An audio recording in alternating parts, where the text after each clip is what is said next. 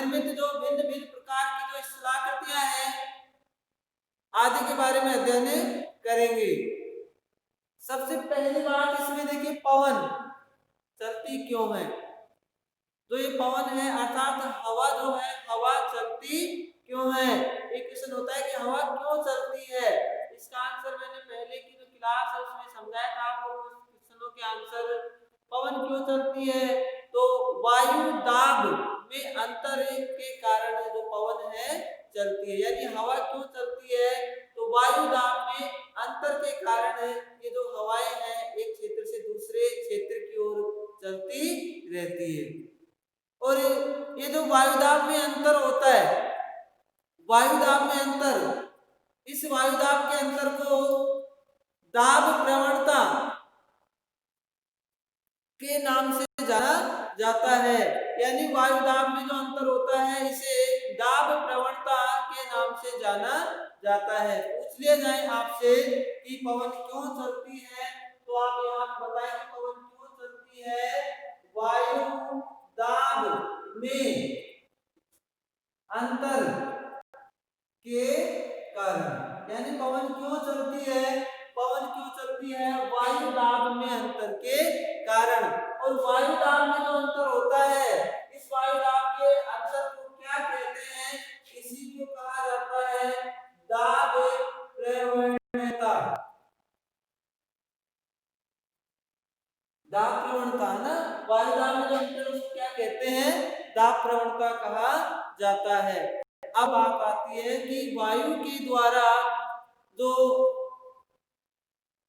कार्य किए जाते हैं, वायु के द्वारा जो कार्य संपन्न होते हैं वो कार्य कौन कौन से हैं।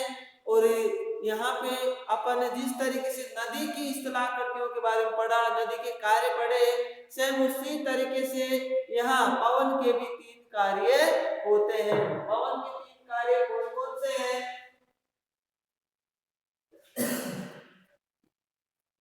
तो पवन के भी 3 कार्य होते हैं। नंबर 1 अपर्दन, दूसरा है परिवहन,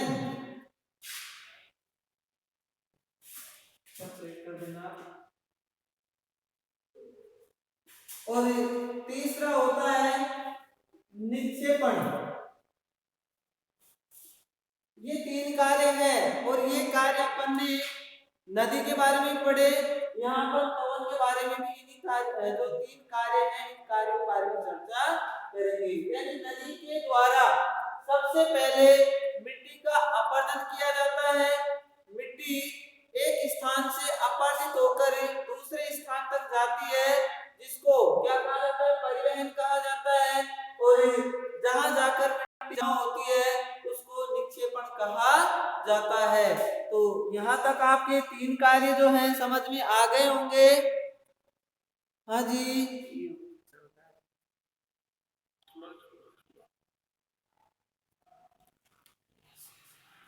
ओके। तो इस तरीके से नदी के 3 कार्य हैं, वैसे ही यहाँ पे पवन के द्वारा भी 3 कार्य संपन्न होते हैं।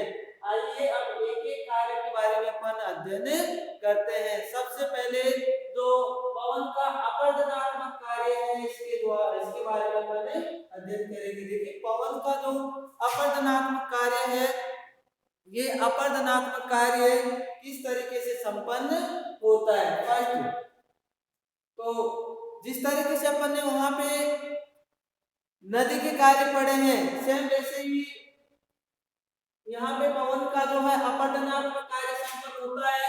सबसे पहले है अपघर्षण। अपघर्षण, देखिए अपघर्षण किस तरीके से होता है। वहां पर ने पढ़ा कि नदी अपने साथ प्रवाहित है, नदी के साथ प्रवाहित होने वाले शैल खंड, कंकड़, पत्थर आदि नदी की तली को रेतवाल की तरह रगड़ते हुए खुरसते हुए आगे बढ़ते हैं, जिसको क्या कहते हैं, अपघर्षण के नाम से जाना जाता है। सेम इसी तरीके से अपरदन, पहले आप देखिए कि पवन के द्वारा अपरदन सबसे ज्यादा कहाँ पे होगा। पवन के द्वारा जो अपरदनात्मक कार्य है सबसे ज्यादा कहां पर किया जाएगा, या पवन के द्वारा जो अपरदन सबसे ज्यादा कहां पर होता है, तो किस क्षेत्र में होगा, जहां की मिट्टी क्या है, ढीली पड़ी हुई होती है। यानी जिस क्षेत्र की मिट्टी ढीली पड़ी हुई होती है उस क्षेत्र में पवन का जो अपरदनात्मक कार्य है वो बहुत ही प्रबल होता है। अब मिट्टी कौन से क्षेत्र में ढीली पड़ी हुई होती है, तो इतना आपको पता होना चाहिए कि कौन से क्षेत्र में मिट्टी ढीली पड़ी हुई होती है, हमेशा मरुस्थलीय क्षेत्रों की। यानी जो मरुस्थलीय क्षेत्र आपने देखे होंगे, मरुस्थलीय क्षेत्र की मिट्टी ढीली पड़ी होती है, आप उसको वैसे हाथों में उठा सकते हैं क्योंकि ढीली पड़ी हुई है। यदि अपन सख्त मिट्टी को देखें, जैसे काली मिट्टी होती है, काली मिट्टी सख्त मिट्टी होती है, ऐसे लेटेराइट मिट्टी होती है, लेटेराइट सुना होगा नाम आपने, लेटेराइट। लेटेराइट जो शब्द है लैटिन भाषा के लेटर शब्द से निर्मित है, और इस लेटर शब्द का क्या अर्थ होता है, ईंट के समान कठोर या सख्त।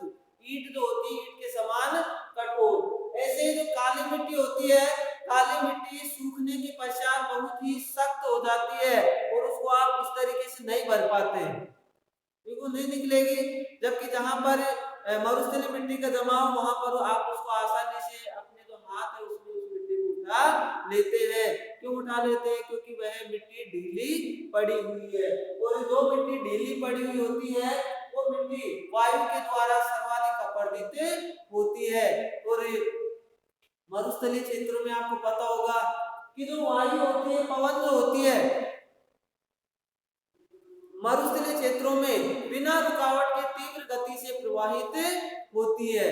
बिना रुकावट के तीव्र गति से प्रवाहित क्यों होगी, क्योंकि मरुस्थलीय क्षेत्रों में वायु के मार्ग में अवरोध नहीं बनते हैं, और जब तक वायु के मार्ग में अवरोध नहीं बनेंगे तो पवन जो है बिना रुकावट के तीव्र गति से प्रवाहित होती है, और अपने साथ जो मिट्टी की परत है उसको बड़ी मात्रा में एक स्थान से अपरदित करके दूसरे स्थान की ओर ले जाती है। तो यानी पवन के द्वारा सर्वाधिक अपरदन कौन से क्षेत्र में होता है, जहां पर मिट्टी ढीली पड़ी हुई होती है, जहां की चट्टानें ढीली पड़ी हुई होती है।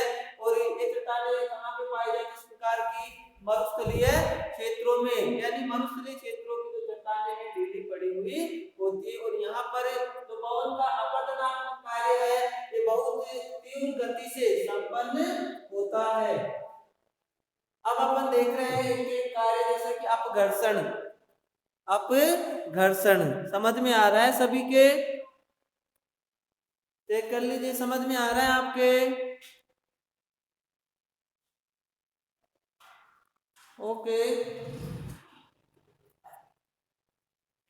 तो अब देखिए नदी के कार्य, पवन के कार्य पढ़ रहे हैं अपन। इसमें फर्स्ट आ रहा है अपरदन। अपरदन के बारे में देख लिए, कहां पे अधिक चट्टानें ढीली पड़ी होती है, कहां पे पड़ी होती है, मरुस्थलीय भागों में। अब अपरदनात्मक कार्य कितने तरीकों से संपन्न होता है, तो पहला अपन देख रहे हैं अपघर्षण। पवन के द्वारा अपघर्षण कैसे होता है,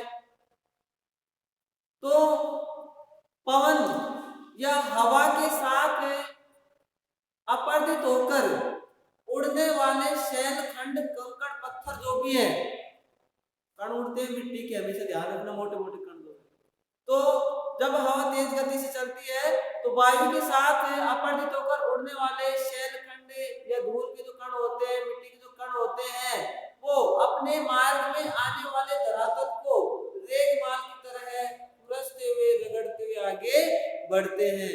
इसको कहा जाता है अपघर्षण। यानी वायु के साथ उड़ने वाले कंकड़, पत्थर, शैलखंड जो भी हैं, कई बार पवन इतनी तेज चलती है कि बड़े बड़े जो शिलाखंड है वो पहाड़ों से लुढ़क नीचे आ जाते हैं। तो बड़े बड़े शैलखंड, या फिर अपन कह सकते हैं कि पवन के साथ अपरदित होने वाले शैलखंड, कंकड़, पत्थर आदि अपने मार्ग में आने वाले धरातल को रेगमाल की तरह रगड़ते हुए, घिसते हुए आगे की ओर बढ़ते हैं, जिसको क्या कहते हैं, अपघर्षण कहते हैं। दूसरा है सेम वो पॉइंट आएंगे सन्निघर्षण।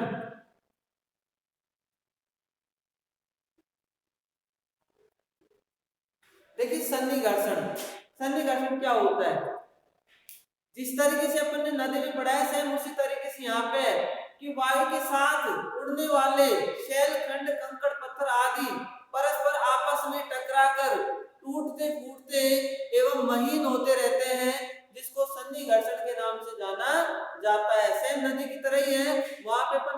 नदी में प्रवाहित होने वाले शैल खंड कंकड़ पत्थर आपस में टकराकर टूट जाते हैं, महीन होते हैं, तो सन्नी घर्षण।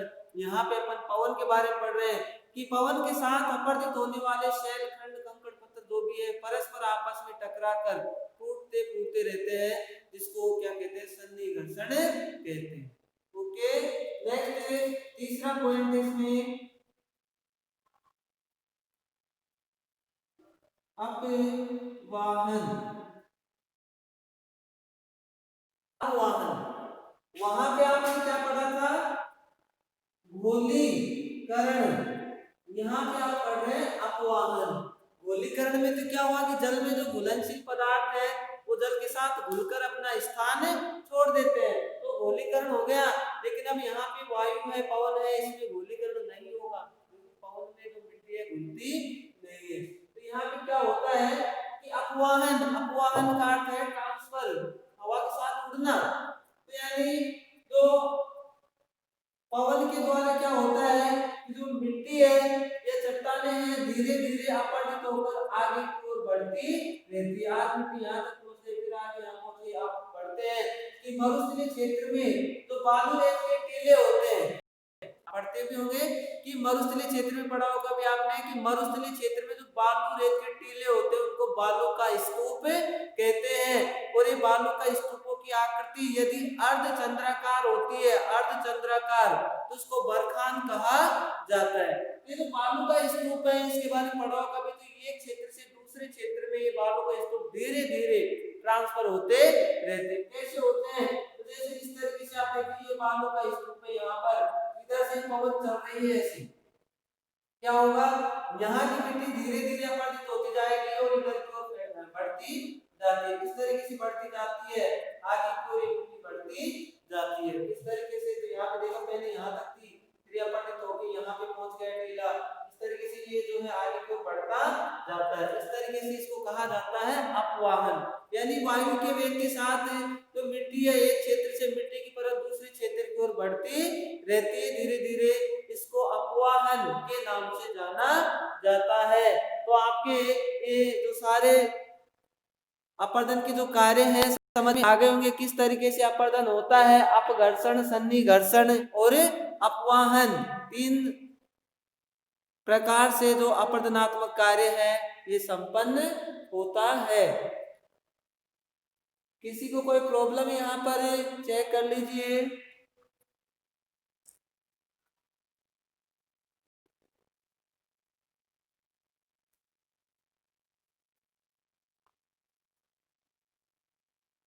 हाँ जी, एक बहन जी कह रही है कि सर ये दोबारा बताना है, कौन सा पॉइंट बताना है, दोबारा आप बताइए मेरे को, कौन सा वाला बताना है।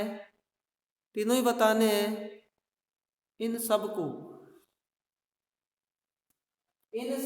दोबारा बताने का मतलब देखिए क्या है कि आपने जो है ध्यान नहीं दिया। जो पवन के अपरदनात्मक कार्य के द्वारा निर्मित जितने भी शिलाकृतियां हैं अपरदनात्मक कार्य के द्वारा,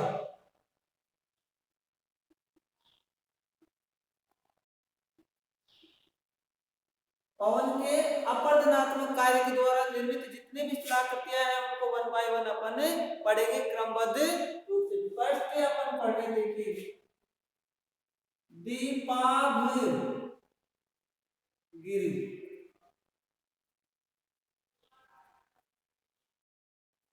दीपाभगिरी, गिरी यानी देखिए आप कई शब्द ऐसे हैं जो इस शिलाकृतियों के नाम आते हैं ज्यादातर, वो नाम का अर्थ आप समझ गए, उस नाम का अर्थ आप समझ गए तो तुरंत उसके बारे में आप बता सकते हैं। अब इसका देखिए गिरी, गिरी यानी क्या होता है, गिरी, गिरी यानी होता है पर्वत, और दीपा यानी दीप, और दीप के समान कोई पर्वत दिखाई दे तो उसको दीपावगिरी के नाम से जाना जाता है। अब किस तरीके से देखिए आप यहाँ पे इसमें कई शब्द है कि आब शब्द होता है, ये तो आब है इसमें आब, लेकिन एक शब्द और होता है जैसे आब, ये आब, जैसे आप देखते हैं दो आब, दो आब। दो आब किसे कहते हैं? दो नदियों के बीच का जो क्षेत्र होता है उसको दो आब कहते हैं। तीन नदियों के बीच का जो क्षेत्र होता है उसको तीन आब कहते हैं। चार नदियों के बीच का होता है चार आब हो गया। और पांच नदियों के बीच का जो क्षेत्र होता है उसको कहा जाता है पंजाब। चलो तो मैंने लिख ही दिया पंजाब, पंजाब नहीं पंजाब, है ना, पंजाब होता है। तो इसको आप थोड़ी सुनिए। इसमें यहाँ पे दीपावली इसका निर्माण कैसे होता है, क्या होता है? देखिए जैसे मरुस्थल है, ये ऊपरी भाग है। अब ये आंतरिक भाग में नीचे बना रहा हूं। ये ऊपरी भाग है, स्थल भाग है, और ये रेत है, टोटल रेत, ये रेत है। इस रेत में इस तरीके से बीच बीच में कहीं पर क्या है, कठोर चट्टाने हैं। ऐसे कठोर चट्टाने हैं बीच बीच में, ऐसे कठोर चट्टाने भी इसके अंदर बीच बीच में, है ना। अब क्या होता है कि वायु के अपरदनात्मक कार्य के द्वारा, वायु के अपरदनात्मक कार्य के द्वारा ये ढीली पड़ी हुई मिट्टी जो है अपरदित हो जाती है और एक कठोर चट्टान अपने स्थान पर यथावत रह जाती है। यानी ये ढीली पड़ी हुई मिट्टी अपरदित हो जाएगी, कठोर चट्टान, ये देखिए कठोर चट्टान अपने स्थान पर सारी चट्टानें यथावत है। तो ये दूरी पर ये जो कठोर चट्टाने हैं इसके चारों भाग में रेत दूर से देखने पर ये ऐसे महसूस होती है कि कोई द्वीप है। ये रेत जो है, रेत को यहाँ पे जल की संज्ञा दी जाएगी और यहाँ पे जो पर्वत है एक द्वीप के रूप में दिखाई देने लगते हैं। पर्वत क्या है, ऊंचे थोड़े गुंबदनुमा आकृति में शैलखंड होते हैं और ये अपन को दूर से देखने पर एक द्वीप के समान आकृति में दिखाई देते हैं। तो इसको यहाँ पे जल की संज्ञा दे दी जाती है, जल होता नहीं। आपने मृग तृष्णा के बारे में सुना हो? हिरण की तृष्णा क्या होती है? हिरण की तृष्णा वो मरुस्थलीय क्षेत्र में जब हिरण होता है तो उसको जब प्यास लगती है तो मरुस्थल में है। अब मरुस्थल में क्या है, जब दूर देखता है उसको हल्का सा कोई ऐसे नीचा भाग होता है तो उसको ऐसा दिखाई देता है, ऐसा लगता है कि पानी भरा हुआ है। मरुस्थल में दूर तो देखता है तो सोचता है पानी का तालाब है कोई, और उस तालाब की ओर वो हिरण भगता है। जब वो यहाँ के पहुंचता है तो देखता है कि ये भी मरुस्थल है, फिर उसको आगे पानी दिखेगा तो उस मरुस्थल में से भगता ही रहता है। तो ये कहलाती है मृग तृष्णा। तो सेम जैसे यहाँ पे ये जो मरुस्थल है इसको तो जल की संज्ञा दे दी गई। ये जो चट्टान है, कठोर चट्टान गुंबदनुमा आकृति में अपने स्थान पर यथावत रहती है। इन चट्टानों से निर्मित इस गुंबदनुमा आकृति को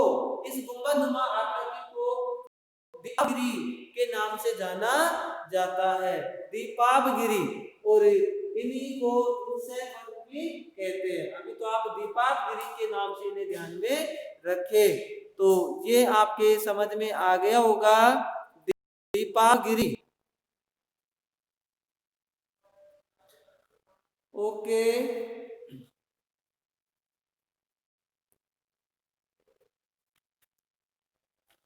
हाँ जी, देखिए इसमें एक दो ये बने दोबारा बताएंगे। जिन्होंने अपना दिमाग लगा दिया होगा उनके तो समझ में आ गया, और जो दिमाग नहीं लगाएंगे तो उनके समझ में नहीं आ रहा। मैंने आपसे बार बार कहा है ये कुछ भी नहीं है। अब देखिए ये आपको दिख रहे हैं, टीले दिख रहे हैं ना, जिनके जैसे कई बहनजियां हैं इनके समझ में नहीं आया तो सुनिए, ये टीले आपको दिख रहे हैं, कठोर चट्टान है। हाँ जी, यस नो में जवाब देते जाइए बहन जी हो जिनके समझ में नहीं आया है, जिन भैयाओं के।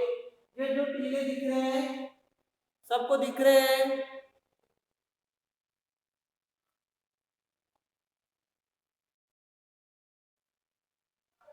हाँ जी, सबको दिख रहे हैं टीले। अब सुनिए, हाँ आगे सुनिए, ये सारे जो कठोर चट्टानों के भाग हैं, कठोर चट्टाने हैं ये, और ये क्या है, रेत में दबी हुई है, रेत के अंदर दबी हुई है ये चट्टाने। समझिए मैं क्या कह रहा हूं, ये जो कठोर चट्टाने हैं ये रेत में अंदर दबी हुई है नीचे। अब क्या होता है कि पवन के अपरदनात्मक कार्य से इनके ऊपर की जो रेत है वो क्या है, पवन के अपरदनात्मक कार्य के द्वारा उड़ा दी जाती है। रेत उड़ गई यहाँ की। अब रेत उड़ गई तो ये चट्टानें दिखाई देंगी या नहीं देंगी? ये चट्टानें दिखाई देंगी या नहीं देंगी? जी, चट्टानें दिखाई देगी? चट्टानें दिखाई देगी। अब ये चट्टानें दिखाई देगी तो ये जो ये टीले बन गए ना, ऐसे टीले थे एक तरीके से, और इनको अपन जब दूर से देखेंगे, दूर से देखेंगे अपन, तो अपन के द्वीप की तरह दिखाई देते हैं, जैसे मरुस्थल के अंदर कोई द्वीप हो, इस तरीके से दिखाई देते हैं। इस कारण इनको दीपाभगिरी के नाम से जाना जाता है। अब आ गया होगा समझ में? हाँ भाई बताइए, आ गया समझ में? ओके, तो आप देखिए समझने के ऊपर अपना ध्यान जो है पूरा फोर्स कर देंगे। यदि नहीं करेंगे तो समझ में नहीं आएगा। तो आज का जो अपना टाइम है वो लगभग कंप्लीट हो गया है। बाकी अपन जो और स्थलाकृतियां हैं नेक्स्ट क्लासेस में पढ़ेंगे। लेकिन आप जो है, एक ही शर्त है, आप जब मैं पढ़ाऊं तो अपना ध्यान डाइवर्ट नहीं करें। यदि नेटवर्क कट जाता है तो मेरे को आप बता दें, मैं दोबारा उसको पूरा रिपीट करूंगा। यदि नेटवर्क की प्रॉब्लम हो जाती है मेरी तरफ से तो मैं उसको पूरा रिपीट करूंगा। और किसी को प्रॉब्लम आ भी रही है तो मैंने आपसे बार बार कहा है, यूट्यूब चैनल है उस पर जाके आप सब्सक्राइब करें और उसके ऊपर जाके आप उसको वापस पढ़ सकते हैं। मैंने वीडियो उस पर डाल रखे हैं, अब तक जितने पढ़ाए हैं वो वीडियो डाल रखे हैं। एक वीडियो मिस है वायुमंडल की, जो पढ़ते हैं उसमें जो परतों वाला वीडियो है मिस है, उस वीडियो को मैं कभी बना करके डाल दूंगा, उसके ऊपर आप ध्यान से पढ़ लीजिएगा उसे। ओके, क्या चैनल है? यही चैनल है, नाम से है KUMER विद जियोग्राफी। इधर लिखता हूँ GEOGRAPHY।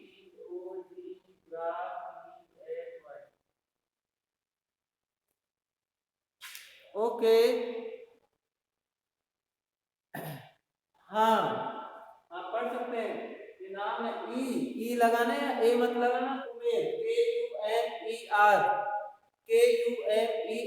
बाकी आप जानते हैं विद ज्योग्राफी है ना, तो उसमें मेरा फोटो लगा होगा, आप चेक कर सकते हैं, वहां पे जाके आप पढ़ सकते हैं। जितनी भी अभी तक जो पढ़ाया है मैंने सारी वीडियो बना के उस पर डाल रखी है, आप वहां पढ़ सकते हैं। पूछने की आपको ज्यादा आवश्यकता नहीं होगी, आप कितनी बार उसको रिपीट कर सकते हैं वहां पे। ओके ओके, आज की जो ऑनलाइन क्लासेज है यहीं पे समाप्त होती है। बाय।